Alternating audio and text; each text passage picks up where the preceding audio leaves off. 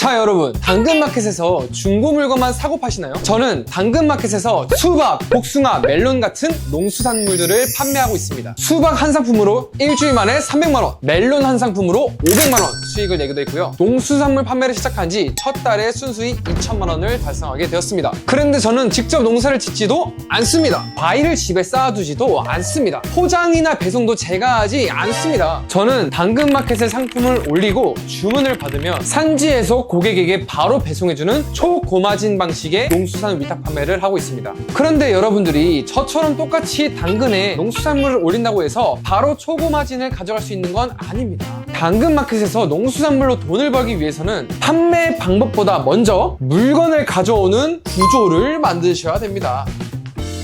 오늘 이 영상 끝까지만 보셔도 농수산물을 당근에서 판매하는 방법, 그리고 저처럼 초고마진으로 1차 산지를 뚫어내는 그 구조까지 전부 다 알아가시게 될 겁니다. 먼저 제가 하는 농수산물 위탁 판매가 무엇인지부터 설명드려 볼게요. 당근에 복숭아 판매글을 올렸다고 가정을 해볼게요. 그럼 고객이 저에게 복숭아를 주문을 하면 저는 그 주문 정보를 산지 농가에게 바로 전달을 합니다. 그러면 농가에서 직접 복숭아를 포장해서 고객에게 바로 배송을 해주는 구조입니다. 이게 바로 농수산물 위탁 판매입니다. 그런데 여기까지 들으면 이렇게 생각하실 수 있어요. 위탁 판매, 이거 이미 아무나 다 하고 있는 거 아니에요? 맞습니다. 단순히 농수산물을 가져와서 판매하는 거는 누구나 할 수 있습니다. 하지만 정말 중요한 건 누구에게 물건을 받아오느냐입니다. 보통 농수산물이 소비자에게 도착하기까진 이런 과정을 거칩니다. 농가에서 나온 상품이 도매 시장을 거치고요. 그 다음 농업법인이나 유통업자를 거쳐서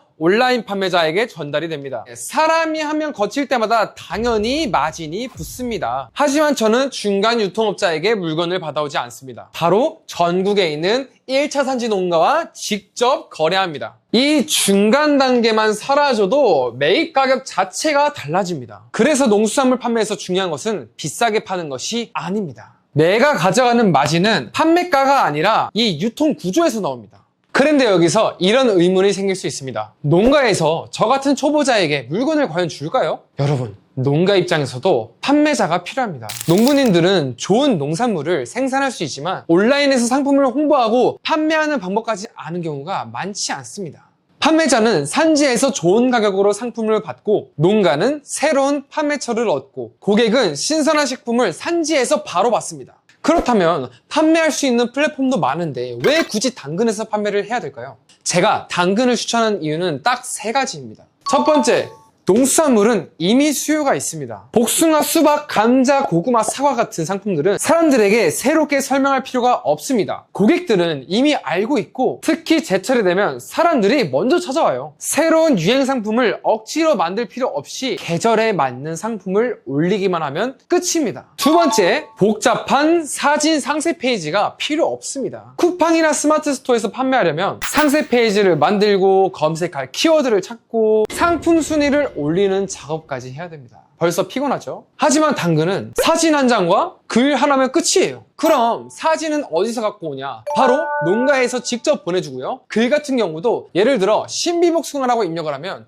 지금 보시는 것처럼 글 하나가 10초 만에 뚝딱 뽑아집니다. 휴대폰 하나로 시작할 수 있다는 겁니다. 세 번째, 단골을 형성할 수 있습니다. 농수산물은 한 번만 구매하면 끝나는 상품이 아니에요. 복숭아를 구매했던 사람이 다음엔 수박을 사고 수박을 구매했던 사람이 가을이 되면 사과나 포도 이런 걸 찾는다는 겁니다. 당근에서 단골을 확보해두면 내가 글을 올리기만 해도 자동 알람 발송이 갑니다. 이렇게 단골이 쌓일수록 판매는 점점 더 쉬워집니다. 그러면 지금부터 농수산물 위탁 판매를 시작하는 과정을 총정리해 보겠습니다. 첫 번째, 제철 상품을 고릅니다. 처음부터 특별하고 희귀한 상품을 찾으려고 하지 마세요. 사람들이 지금 가장 많이 찾는 상품부터 고르기 시작하면 됩니다. 마트에서 과일 코너를 보거나 구글에 7월달 제철 과일 검색만 해도 나옵니다.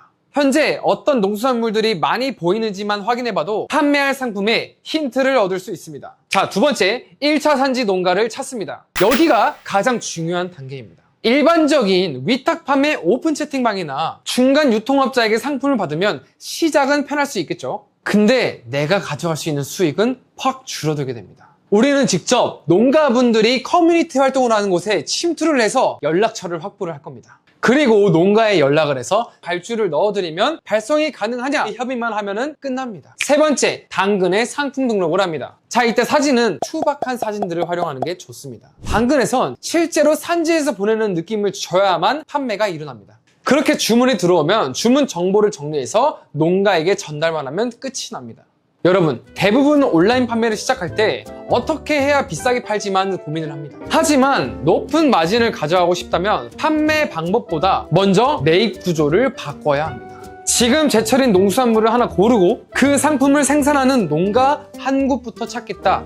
오늘 딱 그것부터 시작해보세요. 그 한 곳의 산지가 여러분의 첫 판매 상품이 되고 그 첫 번째 상품이 여러분들의 유통망을 만드는 첫 시작이 될 수 있습니다. 구체적인 과정이 궁금하신 분들은 댓글에 신청합니다라고 빠르게 남겨주세요. 초보자분들도 따라하실 수 있도록 상품 선정부터 산지 발굴, 그리고 등록, 판매 방법까지 차근차근 알려드리도록 하겠습니다. 오늘 영상이 도움되셨다면 구독과 좋아요 부탁드립니다. 지금까지 영슬이었습니다. 감사합니다.